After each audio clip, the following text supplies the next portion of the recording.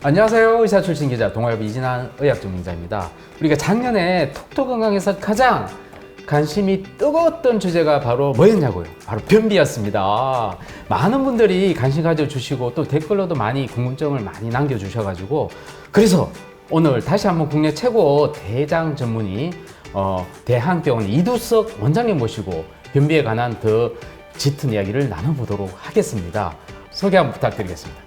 저는 대장문 전문병원 대양병원의 대장문외과 전문의 이두석입니다. 자, 오늘은 이 배변장에 대해서 한번 좀 정리를 하고 여러분들 궁금해하는 걸 한번 좀 풀어보는 시간을 갖도록 해보겠습니다. 우선 배변장애 뭐 어떤 건지 좀 다시 알려주시죠. 그러니까 배변장애라는 게 변 보는 과정에 장애가 있다는 거 아닙니까? 네네. 우리가 일반적으로 이제 변비라고 그러면 뭐 일주일에 한 번 변 보는 거 아니면 변이 아주 딱딱해가지고 보기 힘든 것만 생각을 할 수가 있는데요. 여기서 말씀드린 배변장애는 변을 잘 못 보는 겁니다. 변은 마려운데 잘 안 나오고 봐도 시원하지 않고 그 뒤가 하루 종일 무지근하고 그리고 이제 화장실 가서 막 용을 쓰면서 막 힘을 주면서 어떤 경우에는 쓰러지는 분들도 계시고 그런 게 이제 배변장애거든요. 우리가 이제 나이가 들면 다 늙는데 직장도 늙는다는 거예요. 직장도. 이게 이제 직장이라고 보시면 되거든요. 요 이제 넓은 쪽으로 변을 보는 건데요. 직장이 이렇게 매달려 있어요. 우리가 계속 이 중력 방향으로 힘을 주잖아요. 그럼 얘가 이렇게 버텨줘야 됩니다. 그래야지 변을 보는 힘이 생기거든요. 네네. 근데 나이가 들면 이 인대가 늘어져요. 늘어지면서 버티님이 약하니까 얘가 이렇게 내려앉습니다. 이게 구멍이 작아져요. 변을 볼 때.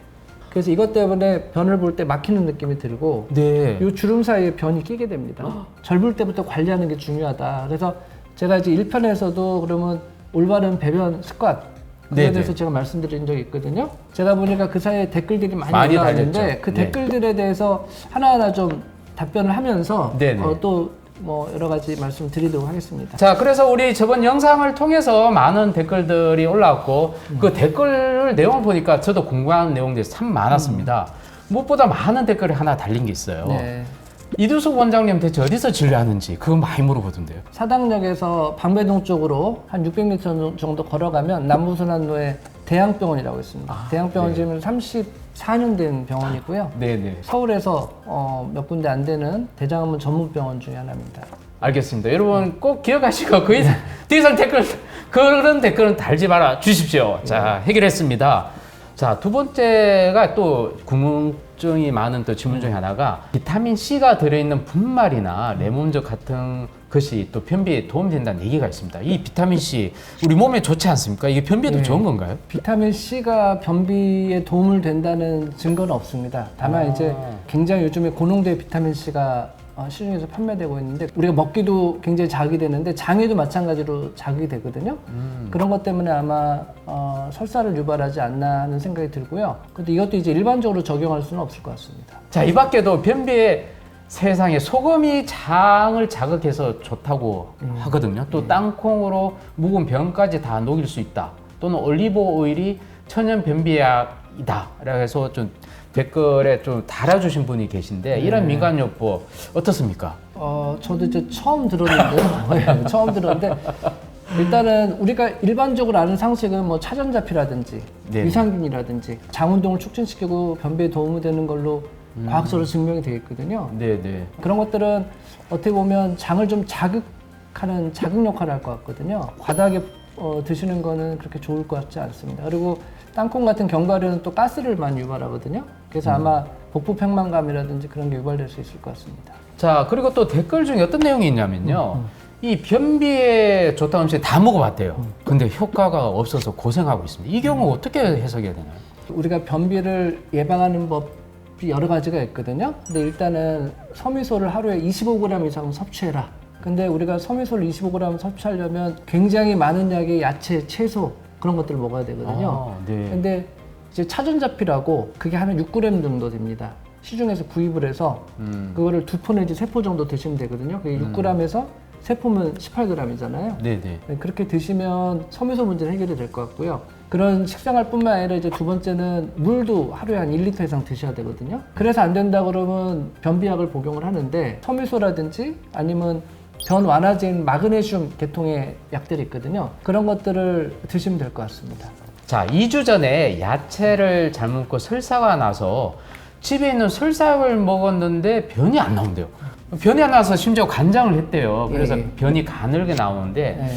이럴 경우 어떻게 해야 되나라고 질문을 해 오셨네요. 네. 네. 많은 분들이 어떨 때는 설사 가고 어떨 때는 변비 가고 이게 좀 왔다 갔다 하거든요. 그거를 과민성 대장증후군이라고 그래요.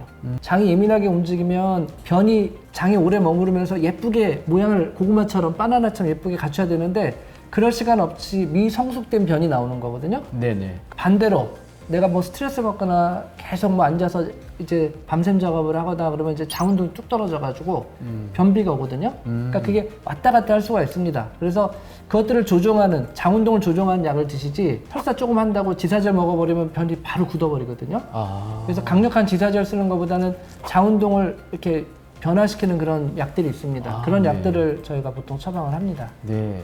우리가 일반인들이 쉽게 구할 수 있는 약들이라서 아마 그렇게 예. 하는 것 같습니다. 이 배변 볼 때 힘을 주면 피가 난다고 그래서 다들 또 무서워하잖아요. 이게 변비 심한 사람이 또 그런 경우 많은데 왜 그럴까요? 일반 사람들이 변 보기 힘줄 때가 언제냐면 변이 딱딱할 때거든요. 변이 딱딱하다는 얘기는 장 속에 변이 좀 오래 머물렀다는 얘기예요. 근데 우리 항문이라는 게 변 볼 때 찢어져서 피가 나는데 다치면 또 금방 지혈이 돼요. 그게 이제 자꾸 그러면 이제 항문이 따끔따끔하고 하니까 그거와 함께 같이 치료해야 되는 게 변을 일단은 부드럽게 만들어야 되거든요.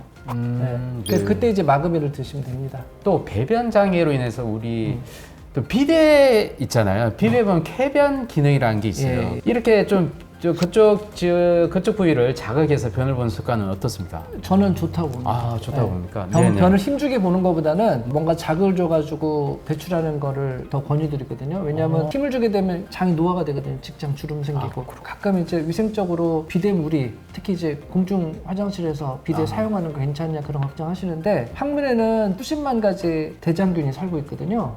균에 대해서 굉장히 강합니다. 장 자체가 직장이. 오히려 쾌변 기능을 잘 활용하는 것이 도움이 되겠군요. 또 이런 질문이 있는데요.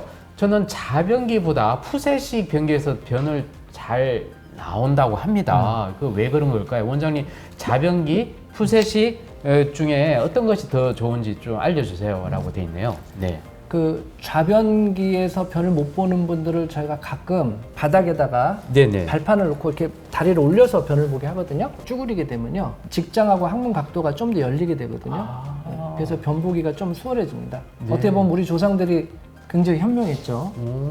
그 자세는 꼭 참조하면 좋을 것 같습니다. 네. 변비에 치질까지 있어서 화장실 가기가 무섭다는 분들이 또 댓글에 있습니다.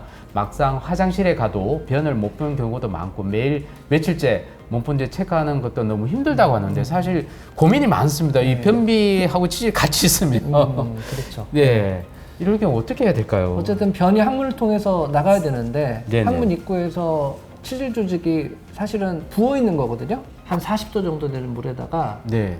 보통은 2, 3분 정도 좌욕을 하라고 하거든요. 좌욕하면 그런 게 좀 가라앉고요. 그리고 또 먹는 약도 있거든요. 그 붓기를 가라앉히기 위해서. 네. 왜냐하면 치질이라는 게 어떤 때는 좀 심할 때가 있고 좀 덜할 때가 있습니다. 몸 상태에 따라서. 그럼에도 불구하고 계속 불편하다 그러면 수술 받으셔야 되겠죠. 자, 그리고 우리 또 이 질문 꼭 해야 되는데요. 예. 자, 변비를 좀 완화시키는데 도움되는 가장 좋은 음식이 있다면서요. 섬유소가 많은 음식들이 이제 변비에 좋다는 거는 다 알고 있는데 좀 네네. 구체적으로 말씀드리면 이제 과일 중에는 자두, 우리가 이제 자두를 항상 구할 수 없으니까 푸른이라는 이제 자두씨를 제거해서 말린 과일이 있습니다. 그런 것들이 이제 변비에 좋은 음식으로 알려져 있고요. 그리고 키위 같은 경우는 변비에 많이 도움이 되는 그런 과일로 알려져 있습니다. 그리고 네. 섬유소가 많은 거는 우리가 요즘에 뭐 오트밀이라든지 귀리, 그 섬유소가 많은 음식들이 도움이 될 것이고요. 그리고 최소한 물은 한 2컵 정도는 드셔야 합니다. 그렇다면 마지막으로 변비를 더 악화시키는 음식 4가지가 있다는데 그거 좀 알려주시죠. 일단은 감을 먹다가 이제 변비가 생기는 경우가 있죠. 변비가 있으신 분들은 감을 좀 피하시는 게 좋고, 그리고 바나나도 이렇게 완전히 숙성되지 않고 약간 파란 상태에서 먹으면 그것도 변비를 유발할 수 있다고 되어 있습니다. 그 다음에 이제 보통 빵이나 우리가 즐겨 먹는 파스타, 이 안에 이제 글루텐이라는 성분이 있는데 그 글루텐 성분이 변비를 유발할 수도 있다고 되어 있거든요. 네. 변비 있는 환자에서는 밀가루 음식을 많이 섭취하지 않는 게 좋을 것 같습니다. 그리고 보통 커피를 물처럼 자주 마시는 습관이 있는데 그 커피는 이뇨작용이 있거든요.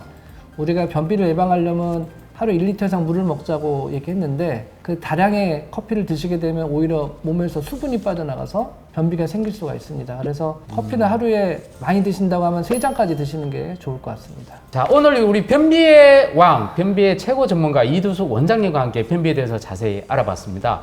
여기 소개된 음식 표현에까지 꼭 참고하셔서 변비를 건강하게 탈출해 보면 좋을 것 같습니다. 변비에 대한 또 다른 궁금증이 있으시면 더 이상 없을 것 같은데 모든 걸 다 얘기해 주셔가지고 하지만 우리는 끝까지 궁금증을 해결한 해결사로서 이야기를 나눠보도록 하겠습니다. 대한민국 변비 탈출을 위해서 우리 화이팅 하겠습니다. 하나, 둘, 셋, 화이팅!